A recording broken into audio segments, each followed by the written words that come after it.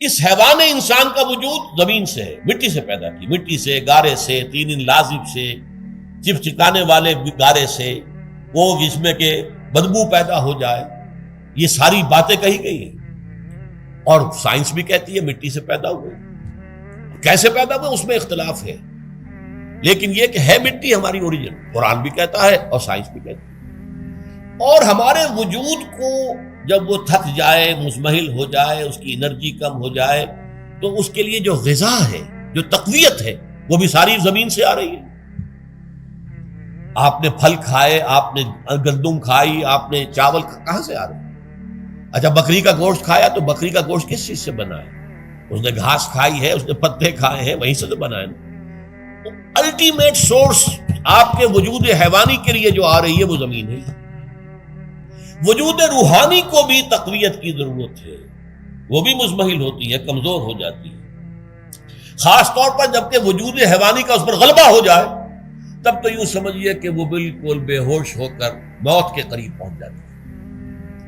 اس کی تقویت، اس کی غذا وہیں سے آئی ہے جہاں سے روح آئی ہے، وہ کلام ربانی ہے، روح ربانی، نفخت فیہ من روحی من روحی من روحی، میں پھونک دوں اس میں اپنی روح میں سے۔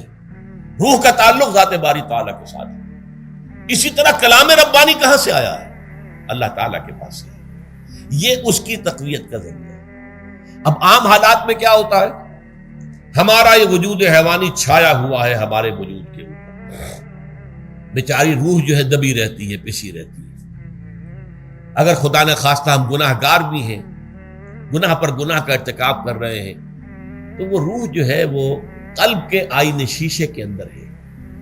فیہا مصباح، المصباح فی زجاجہ، الزجاجہ تو کانہا کوکب دری، قلب جو ہے شیشے کے مانند ہے جس کے اندر روح کا چراغ جل رہا ہے۔ اب اگر یہ اوپر جو شیشہ ہے اس پر دھواں آ گیا، لالٹین کی چمنی پر دھواں آ گیا، تو اب روشنی باہر تو نہیں آئے گی۔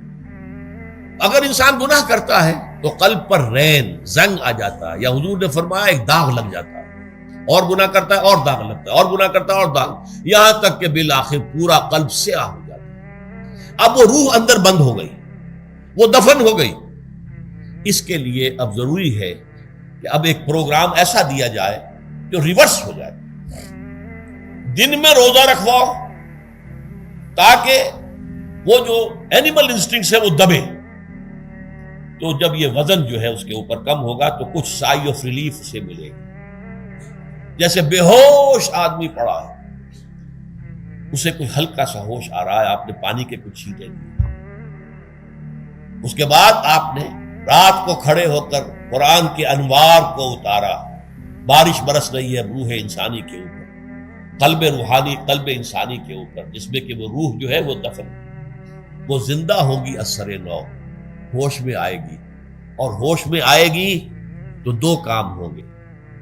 ایک تو اسے قرآن کی عظمت کا احساس ہوگا، یہ قرآن میری حیات تازہ کا ذریعہ بنا ہے، میں دب گئی تھی، میں پس گئی تھی، میں بے ہوش تھی، میں نیم مردہ تھی، اس قرآن کی بارش نے، یہ ترشح جو ہوا ہے مجھ پر، اس نے مجھے حیات تازہ عطا فرمائی۔ یہ جو قدر کا احساس ہوگا قرآن کا، لعلکم تشکرون، تاکہ تم قرآن کی عظمت سے واقف ہو۔ ایک انسان بھوک کی وجہ سے اس کا شوگر لیول اتنا گر گیا کہ بے ہوش پڑا ہوا، اب ظاہر بات ہے کہ آپ اسے کچھ پانی کے چھینٹے دیں گے تو کچھ ہوش میں آئے گا، پھر غذا دیں گے تو اب وہ پوری توانائی پر آئے گا، تو معلوم ہوگا اسے اس غذا کی کیا قدر و قیمت ہے۔ اگر آپ کو بھوک ہی نہیں لگتی تو غذا بے معنی شے ہے، پیاس ہی نہ لگے تو آپ کو کیا معلوم کہ اس پانی کے اندر کتنی بڑی عظمت ہے، یہ میرے لیے کتنا بڑا انعام و احسان ہے اللہ کا۔ وہ تو پیاس پر، جان پر بنی ہوئی ہو، اور پیاس اس وقت آپ کو ایک گھونٹ پانی کوئی دے دے تو آپ کو معلوم ہوگا دنیا و مافیہ سے بڑھ کر ہے یہ ایک گھونٹ پانی جو مجھے ملا۔ اسی طرح جب روح دبی ہوئی تھی حیوانی وجود کے بوجھ تلے، جبکہ وہ نیم خوابیدہ یا نیم بے ہوش یا بالکل بے ہوش تھی، وہ دن میں تو روزہ رکھ کر اس پر سے حیوانی وجود کا وزن کم کیا گیا، اسے ایک ریلیف ملی۔ رات کو قرآن مجید کے انوار و برکات اس میں جذب کیے گئے تو اس کو پوری توانائی حاصل ہوئی۔